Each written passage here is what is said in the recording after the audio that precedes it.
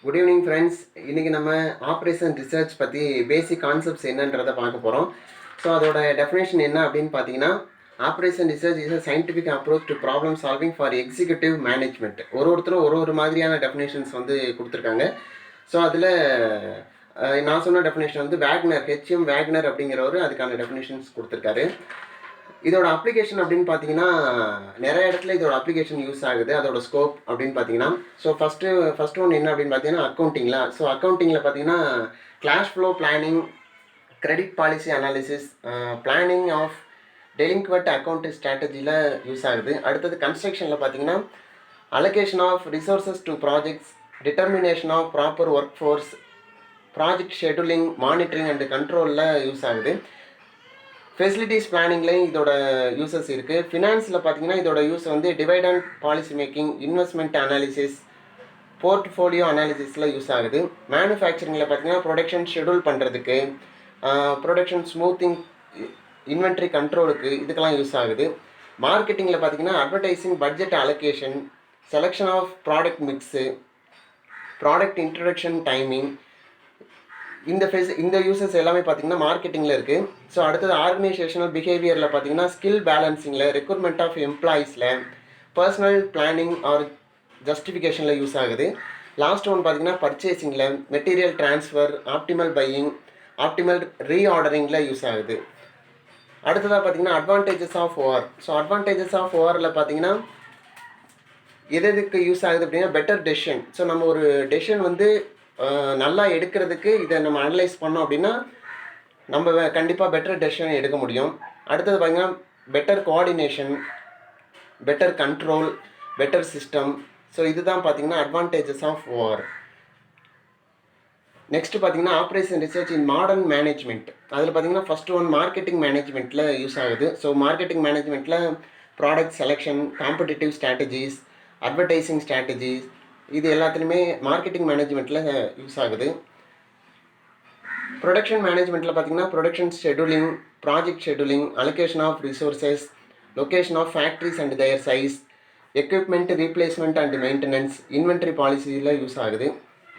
Third one பார்த்திங்கன்னா finance management, cash flow analysis, credit policy, credit risk, இது எல்லாமே finance மேனேஜ்மெண்ட்டில் வரும். ஸோ அதில் ஓஆர் வந்து யூஸ் ஆகுது.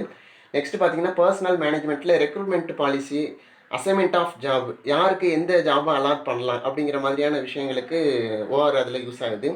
பர்ச்சேசிங் அண்டு ப்ரோக்யூர்மெண்ட் பார்த்தீங்கன்னா rules of purchasing, determining the quality, determining the time of purchases, இது எல்லாமே பர்ச்சேசிங் அண்டு ப்ரோக்யூர்மெண்ட்டில் அதோட அப்ளிகேஷன். லாஸ்ட் ஒன் பார்த்தீங்கன்னா டிஸ்ட்ரிபியூஷன்.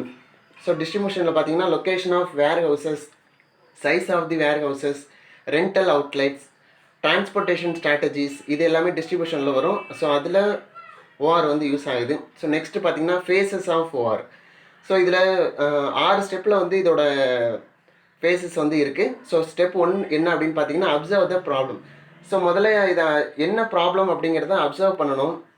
ஸோ அதுக்கு ஏற்ற மாதிரியான ப்ராப்ளமை டிஃபைன் பண்ணணும். அதுதான் second step. Analyse and define the problem. Analysing and defining the problem, அது வந்து செகண்ட் ஸ்டெப்பு. தேர்ட் ஒன் பார்த்திங்க அப்படின்னா டெவலப் ஏ மாடல். ஸோ அந்த நம்ம ப்ராப்ளம் டிஃபைன் பண்ணதுக்கு வந்து என்ன மாடல் வந்து ஃபிட் ஆகும் அப்படிங்கிறத டெவலப் பண்ணணும். ஸோ அது வந்து தேர்ட் ஒன் பார்த்திங்கன்னா develop a model. Fourth one வந்து select and appropriate data input. So garbage in and garbage out is a famous saying. அதுக்கேற்ற மாதிரி இப்போ no model will work appropriately if data input is not appropriate. So fifth one பார்த்திங்க அப்படின்னா provide a solution and test reasonableness. இப்போ அதுக்கு நம்ம develop பண்ண மாடலுக்கு வந்து சொல்யூஷன் ப்ரொவைட் பண்ணணும். ஸோ நெக்ஸ்ட் அதை இம்ப்ளிமெண்ட் பண்ணணும். ஃபர்தர் சொல்யூஷனுக்கு அதை இம்ப்ளிமெண்ட் பண்ணணும். ஸோ இது எல்லாமே பார்த்தீங்கன்னா அதோட phases. Models in operation research அப்படின்னு பார்த்தீங்கன்னா நிறைய மாடல்ஸ் இருக்குது. ஸோ ஃபஸ்ட் ஒன் பார்த்தீங்கன்னா iconic model. This is a physical or pictorial representation of various aspects of a system. இப்போ டாய்ஸு, பயாலஜியில் செல் ஷேப், இது எல்லாமே பார்த்தீங்கன்னா ஐகானிக் மாடல். நெக்ஸ்ட் ஒன் பார்த்தீங்கன்னா analogue model. So this uses one set of properties to represent another set of properties which a system under study has. Third one பார்த்தீங்க அப்படின்னா mathematical model R symbolical model அப்படின்னு சொல்லுவோம். So இது mathematical model அப்படின்னா இப்போ நம்ம real life ப்ராப்ளமை நம்ம ஒரு மாடலாக அதை கன்வெர்ட் பண்ணி அதை சால்வ் பண்ணுறது. ஃபோர்த் ஒன் பார்த்தீங்கன்னா அப்படின்னா static model. So this is a model which does not take time into account. It assumes that the values of the variables do not change with time during and certain period of time horizon. Next, dynamic model. Next one, deterministic model. Deterministic model is a model which does not take uncertainty into account. Assignment ப்ராப்ளம்லாம் இதுக்கு எக்ஸாம்பிளாக நம்ம சொல்லலாம். Next stochastic model. This is a model which consider uncertainty as an important aspect of the problem. Stochastic inventory model எல்லாமே இதுக்கு வந்து example சொல்லலாம். Next பார்த்தீங்கன்னா descriptive model. Descriptive model is one which just describe a situation or system. ஏதாவது opinion வாங்குறது, ஏதாவது survey வாங்குறது, அது எல்லாமே டிஸ்கிரிப்டிவ் மாடலில் வரும். நெக்ஸ்ட் பார்த்தீங்கன்னா ப்ரெடிக்டிவ் மாடல். எலெக்ஷன் ரிசல்ட்லாம் நம்ம ப்ரெடிக்ட் பண்ணுற அந்த மாடல் தான் வந்து predictive model. This is one which predict something based on some data வச்சு நம்ம ப்ரெடிக்ட் பண்ணுறது தான் ப்ரெடிக்டிவ் மாடல். ப்ரிஸ்கிரிப்டிவ் மாடல் அப்படின்னா prescriptive model is one which prescribes or suggests a course of action for a problem. Last one is analytic model. This is a model in which exact solution is obtained by mathematical methods in closed form. Then simulation model. இதுக்கு பார்த்தீங்கன்னா example queuing problem, inventory problemலாம் simulation மாடலுக்கு எக்ஸாம்பிளாக நம்ம சொல்லலாம். So these are all models available in OR. So next one is role of OR in engineering. So இன்ஜினியரிங்கில் இதோட ரோல் என்ன அப்படின்னு பார்த்தீங்கன்னா optimal design of water resources system, optimal design of structures, production, planning, scheduling and control, optimal design of electrical network, inventory control, optimal design of machines, design of material handling, optimal design of control system, optimal selection of sites for an industry, planning of maintenance and replacement of equipment. So இது இன்ஜினியரிங்கில் இதோட role பார்த்தீங்கன்னா இதுதான். So ஃபைனலாக limitations of OR.